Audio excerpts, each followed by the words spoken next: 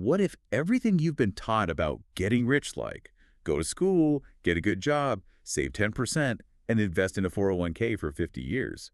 What if that is actually a guaranteed, mathematically flawed roadmap to mediocrity?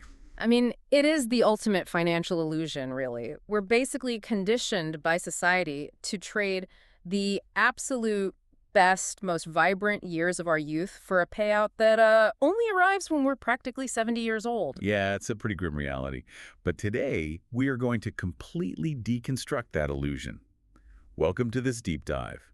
Today, we're tearing into the core logic of the Millionaire Fastlane by MJ DeMarco. And we've custom-tailored this exact conversation for you, the listener, to really decode these principles. Right. Our mission here is simple. We're looking at the glaring structural flaws of traditional wealth building, and we're comparing them to a completely different mathematical universe. Exactly. We are talking about understanding the actual formula for wealth so you can divorce your time from your money. So you can achieve financial freedom in 5 years rather than 50.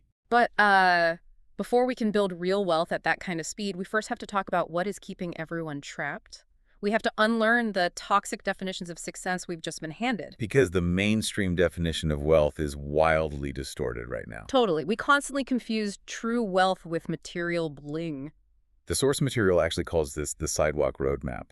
It's this lifestyle lived entirely in the moment, completely fueled by instant gratification. Yeah, and there's this painfully vected example in the text of the 30K millionaire. Oh, right. This is the person living in, like, dilapidated apartment complex, but they've got a shiny black $60,000 Cadillac Escalade parked right outside. With the 22-inch custom chrome rims. Yes. It's crazy. It's basically 90 grand of image and like $2 of common sense.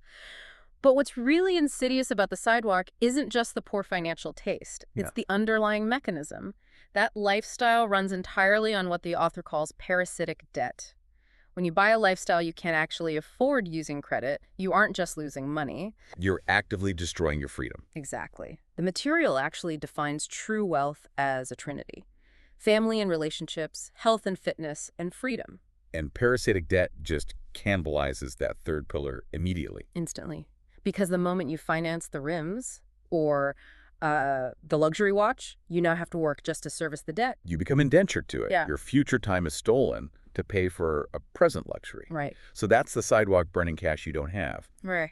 But what really fascinates me is the critique of the path the rest of us are told to take. Yeah. The responsible path, the slow lane. Ah, yes. The get-rich slow trap. Creating 5 days of servitude in a cubicle just to buy 2 days of freedom on the weekend. If you look at that purely as an investment, it's a negative 60% return on your time every single week. Which is an awful trade.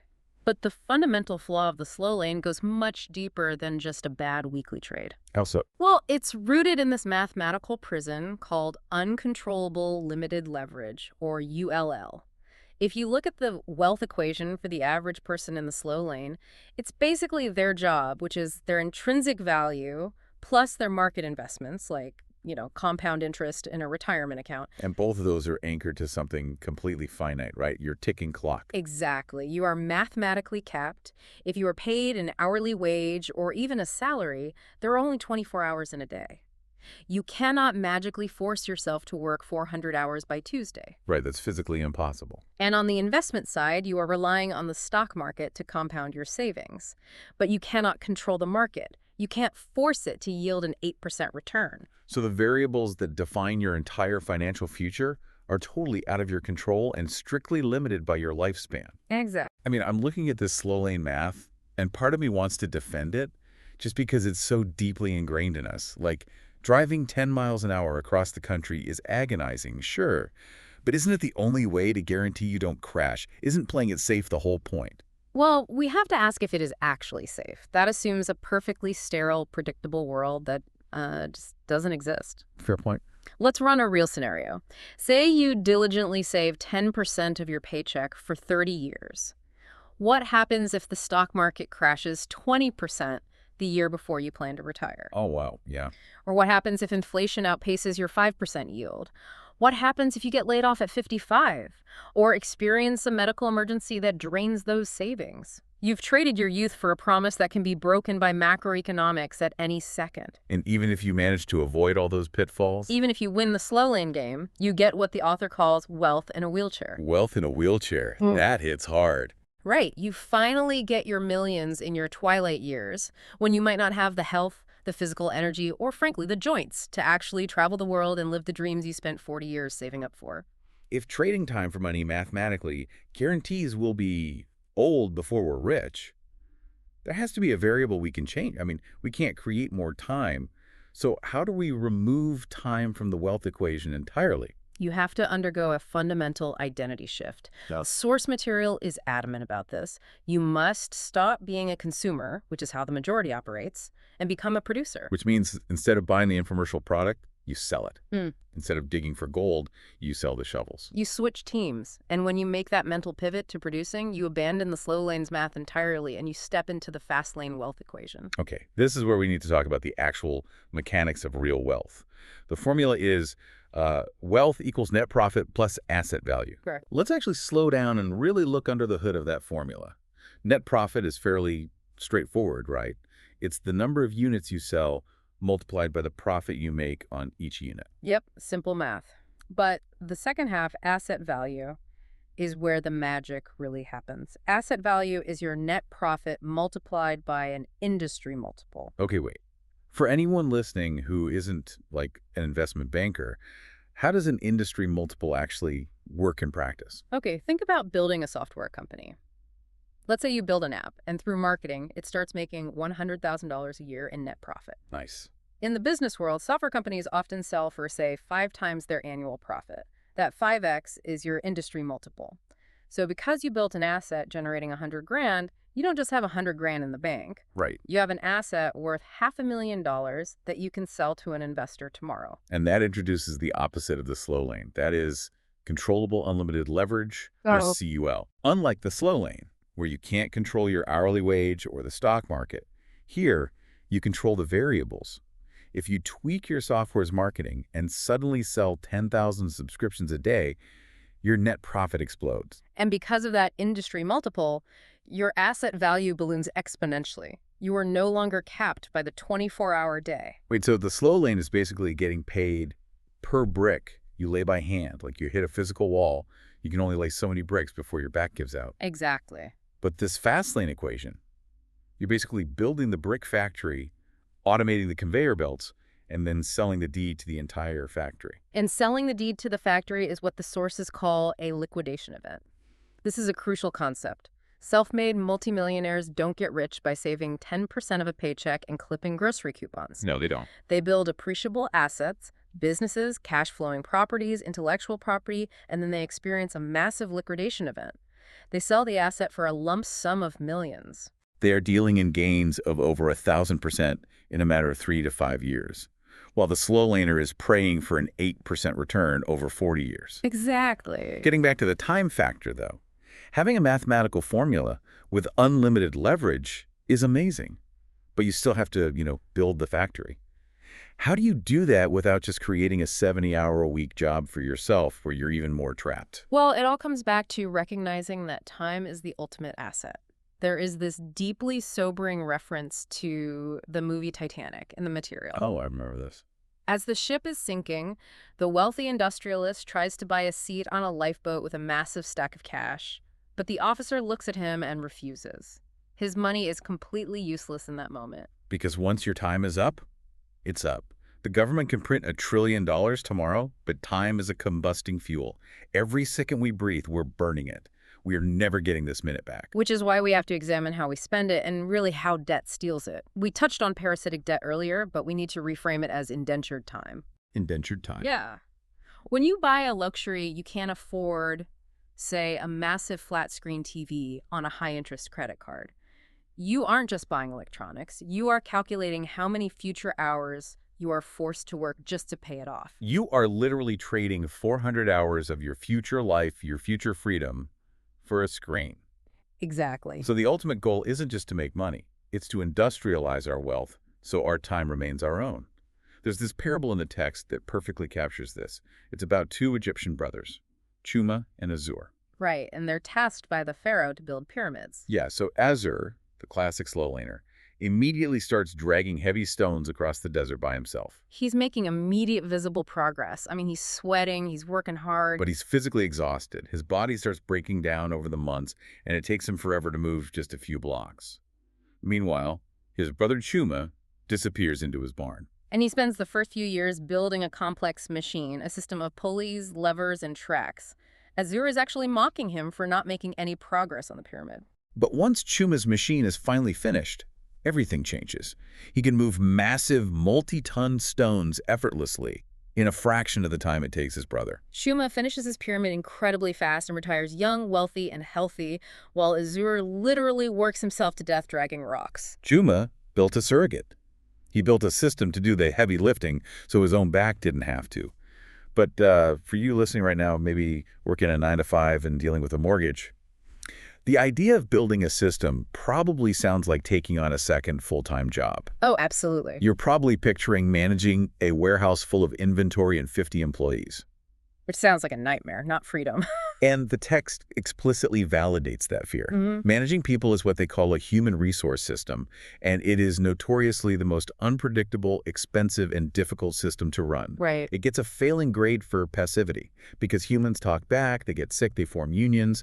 If you want true freedom, you don't start by hiring 50 people. So if I don't want to hire a team of employees, what's my alternative for a modern-day Chuma machine? You look at the highly passive systems. The gold standard is computer and software systems. Writing an app, building a SaaS product, or creating an online platform. Because software doesn't need to sleep. Exactly. It operates 24/7 and can scale to millions of users with almost zero marginal cost. But what if I'm not a coder? What if I don't know the first thing about building software? Then you lean into content systems. You write a book, you start a blog, you record a series of audio guides. You spend the time creating the information once, and then it can be replicated and sold endlessly. Okay, that makes sense. Or if you have capital, you look at rental systems, buying real estate, or even licensing an invention or a patent where people are paying you a fee to use your asset month after month. Or you build distribution systems like franchising. The point is, the asset is doing the work, not your physical labor. Precisely. Okay, so you No. build the software or you write the book, Yeah. and you let the servers or the distributors do the heavy lifting. But just having a passive system doesn't guarantee you're going to get rich. You have to expose that system to the market. This is the crux of the Fastlane, which is the law of affection. The rule is brutally simple. To make millions, you must affect millions. Affect millions, make millions. So it's about scale selling massive amounts of a product and magnitude making a significant profit on each sale. Yes, but how do you know if your business idea actually has that kind of potential? The sources use a framework called the NECST commandments to filter out the noise. NECST. Let's really pressure test these because I think a lot of people trick themselves into thinking they have a fast lane business when they really don't. The N stands for need. Your business has to solve a problem or fill a gap. Right, and this is where the standard do what you love advice often falls apart. If you love knitting sweaters for your cats, but there is no market need for cat sweaters, you don't have a fast lane business. You have a very time-consuming hobby. Exactly. The market only cares what value you provide to it. That leads right into E for entry. There has to be a barrier to entry. If anyone can start your exact business in 10 minutes by filling out an online form, you're doomed. The market will be instantly flooded with competition, driving your profit margins to zero. Which brings us to the C control. This one trips up so many modern entrepreneurs. Oh, absolutely. I was just going to say, what about someone making an absolute killing on YouTube or driving for a rideshare app full-time and making great money? They probably feel like they're in the fast lane. They might be driving fast, but they are entirely in the passenger seat. If you don't own the platform, you violate the commandment of control. Right. If YouTube changes its algorithm tomorrow, or the rideshare app cuts driver rates by 20%, your business vanishes overnight. You are just a hitchhiker in someone else's fast lane. To build real wealth, you must own the brand, the product, and the pricing. You have to own the road. Then there's S for scale. Your customer pool has to be the ocean, not a local pond. I see people fall into this trap constantly. They open a beautiful little local sandwich shop. They're working 80 hours a week, and they think they're fast laners because they're business owners. But they are violating the commandment of scale. If you own one local sandwich shop, your customer pool is strictly limited to the foot traffic in that specific neighborhood, and your sales are capped by the hours your doors are open. You have built a Fastlane system. You've merely bought yourself a very stressful, high-risk job. Exactly. So how do you fix that? How do you take a local business and inject scale into it? Through what the material calls intentional iteration. It's one of the three main Fastlane interstates, alongside the internet and innovation. So with the sandwich shop, what does that look like? Intentional iteration means you don't just stop at one store.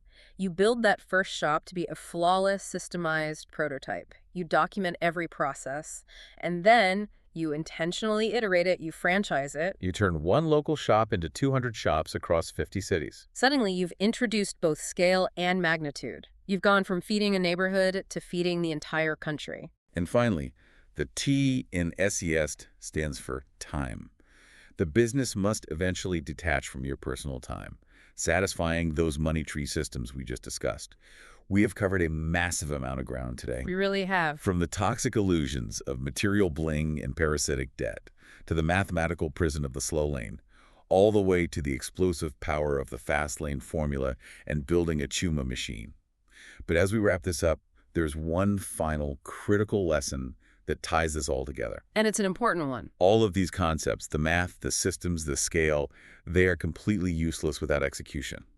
The sources phrase it perfectly. Ideas are nothing but neurological flatulence. It's a harsh but necessary truth, you know. All the knowledge we've unpacked today is just potential speed. Imagine staring at the speedometer of a parked Lamborghini. Right. It might say 220 miles per hour on the dash, but that number means absolutely nothing if the car is in park. The vehicle of wealth requires you to actually step on the gas. It relies entirely on execution. It's about making the hard daily choices to build your own system, rather than passively consuming products from someone else's.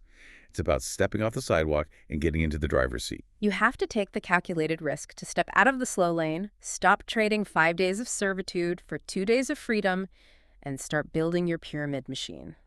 So, to you listening right now, I want to leave you with one final lingering thought to mull over as you go about your day. The next time you pull out your credit card to buy a luxury you don't strictly need, stop and ask yourself, are you just buying a product, or are you buying yourself another 400 hours of indentured time? Because that mathematically flawed roadmap we started with, the only person who can choose to exit it is you.